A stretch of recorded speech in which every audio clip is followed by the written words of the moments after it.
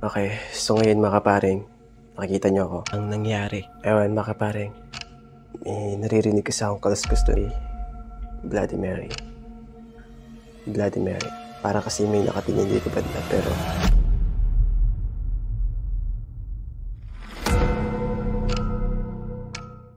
So yun, mga kaparing, what's up sa inyong lahat? So na ngayon nandito ako sa tapat ng salamin kung saan natin gagawin ang paranormal game na Bloody Mary. Sa mga hindi nakakaalam, ang Bloody Mary ang isa sa mga pinakadelikadong paranormal game dahil magtatawag tayo dito ng mga demon sa pamamagitan ng salamin at sa pagbabanggit ng pangalan ni Bloody Mary. So gagawin natin ito ng 12 AM. At ang oras natin ngayon ay 12 AM. Wait, papakita ko muna sa inyo ang oras. So, ang oras natin ngayon mga kaparing ay 12:49 AM. Ayan, so medyo maano siya. Pero, ayan, 12:49 AM ang oras natin ngayon. At dahil alam naman natin na malapit na ang Halloween at malapit na rin ang Friday the 13th, kaya ito ang magandang araw o magandang magandang punto para gawin ng isa sa mga pinakadelikadong paranormal game na Bloody Mary. So sa pagsasagawa ng paranormal game na ito, ang kailangan lamang natin ay kandila. So kailangan lamang natin ng kandila at mamaya ay papatay natin yung ating ring light at walang ibang ilaw kung hindi ang kandilang ito. Ay harap tayo dito sa salamin at babanggitin natin ang pangalan ni Bloody Mary. Hindi tayo sigurado kung gagana nga ba itong game na gagawin natin o itong paranormal na ito. Pero, hindi ko sure. Pero, yun nga, bago tayo magsimula ay nagdasal muna tayo kanina para sa protection natin at para walang ibang mangyari sa atin. So, pasensya na kayo kasi medyo pinagpapawisan ako kasi medyo mainit dito sa loob eh. Hindi kasi natin pwedeng buksan yung electric fan kasi ano siya, masyadong maingay. Okay, so bagong lahat, ipapaliwanag ko muna sa inyo kung ano nga ba ang Bloody Mary. Ang Bloody Mary ay isang uri ng paranormal game kung saan ay magtatawag ka ng demon sa pamamagitan ng salamin. Sa pagpatak ng alas 12 o alas 3 ng madaling araw, kukuha ka ng kandila at sisindihan mo ito at lalapit ka o haharap ka sa isang salamin at babanggitin mo ng paulit-ulit ang pangalan ni Bloody Mary. Bloody Mary, Bloody Mary. Ayon sa ilang mga haka-haka o mga kwento, kapag gumana daw ito at kapag natawag mo si Bloody Mary, ay maaari kang makulong sa loob ng salamin. At kapag hindi mo napatay ang kandila, kapag may nagparamdam, ay maaari kang makulong sa loob ng salamin ayon sa mga kwento-kwento. So, without further ado mga kaparing, sisimulan na natin.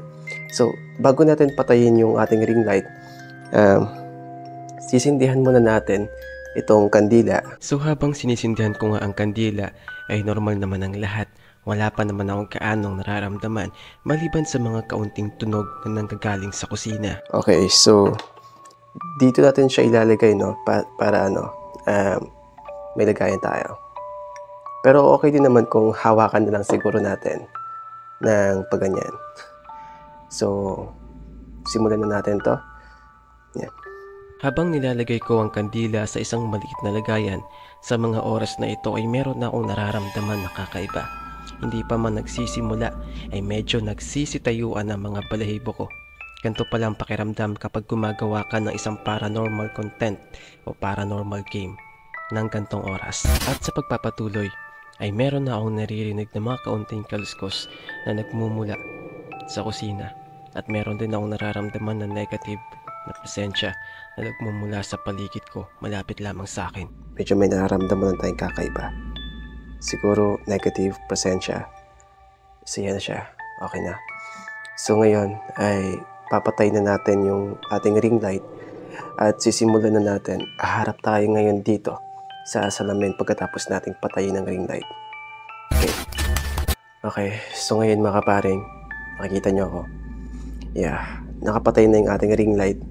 At yeah, sobrang dilim na. Wala nang iba nandito, kundi tayo lang. Harap natin dito yung kandila para makita tayo. Ngayon ay oras na para gawin ang Bloody Mary Paranormal Game. Let's go. Medyo creepy siya, medyo nakakatakot kasi ito first time natin itong gagawin. And para sa inyo, gagawin natin to. Okay, so i-adjust lang natin ng konti yung camera. Pag ganun kasi hindi siya ganun kita para makita tayo sa salamin.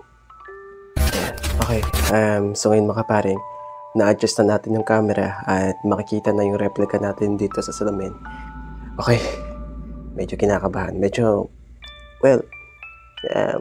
natatakot syempre kasi 12 midnight. Actually, alauna na nga 1 a.m. na. To be exact. So, 12:56 a.m. na.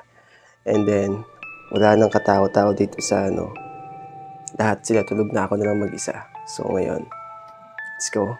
Simulan na natin. Sa pagharap ko nga sa salamin, hawak ang nakasinding kandila, ay ito agad ang nangyari. Ewan, mga kaparing.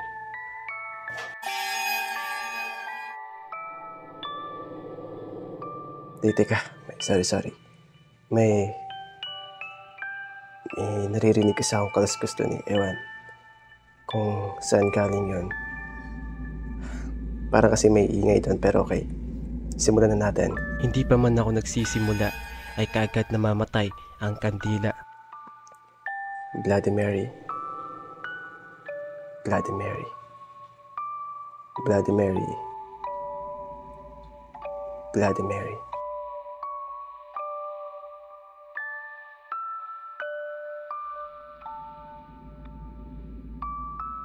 Bloody Mary. Wait mga kaparing, namamatay yung kandila. Kaya Bloody Mary.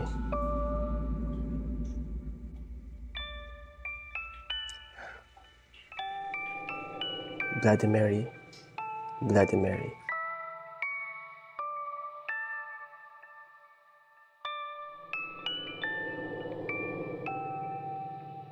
May mga naririnig akong konting ingay. Hindi ko alam kung nagkataon lang ba na I don't know mga kaparing, hindi ko ma-explain. Basta so yun. So okay, diretso tayo. Bloody Mary. Bloody Mary. Bloody Mary.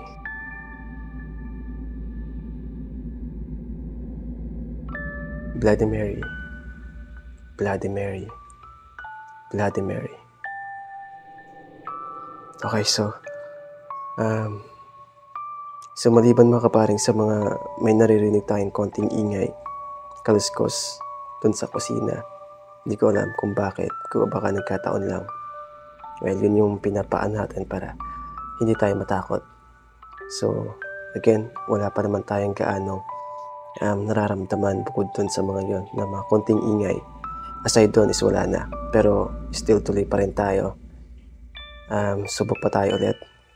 Okay, bukod sa medyo namamatay yung kandila, di ko alam kung dahil lang basa o baka nabubugahan lang ng konting hangin kapag nagsasalita tayo.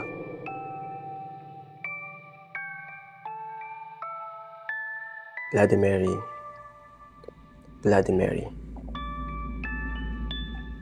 Bloody Mary. Bloody Mary. Okay, so still wala pa rin naman siya man. Okay, so after mga kaparing, susubok tayo ulit. After nito, papatayin na natin yung kandila. Okay, that's it na. Bloody Mary. Bloody Mary. Bloody Mary.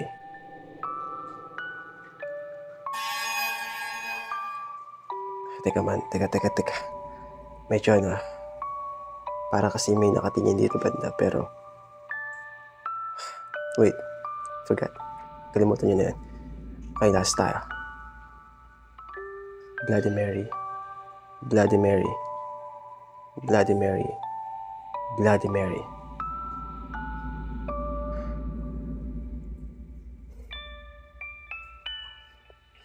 Okay, so mga kaparing, ilay natin ng konti yung kandila para hindi siya mana. Last talaga to, man. Bloody Mary. Bloody Mary. Bloody Mary. Okay, so mga kaparing, I think that's it na yun. Medyo natatakot na rin ako kasi dahil sa mga kain ako pa kasi may nararamdaman doon. Ewan. So, okay, ngayon tatapusin na natin to dito, man, mga kaparing. Medyo napakalitin na. So yun, mga kaparing, hanggang dito na muna natin tatapusin yung video kasi medyo natatakot na ako. Hindi kasi parang nung nagsimula na kasi tayo sa likod ko, may mga naririnig akong kaluskos, ingay, konting tapos para bang may nakatingin sa'yo, yung habang nakaharap ka sa salamin tapos biglang parang pakiramdam mo may nakatingin sa'yo. So yun, medyo natakot na rin ako. Kaya I decide na tatapusin na natin dito. And hopefully, wala tayong nagambala. So yun mga kaparing, maraming salamat sa panonood. At magkita-kita tayo sa mga next paranormal content natin ay Mr. Galex, The Creepypasters. So again, maraming salamat at babala sa mga naisubukan to. Kailangan buo ang loob mo. Tibay. Kailangan hindi ka matatakutin. So yun lang mga kaparing, maraming salamat sa panonood. Magkita-kita tayo. Don't forget to like and subscribe. Bye.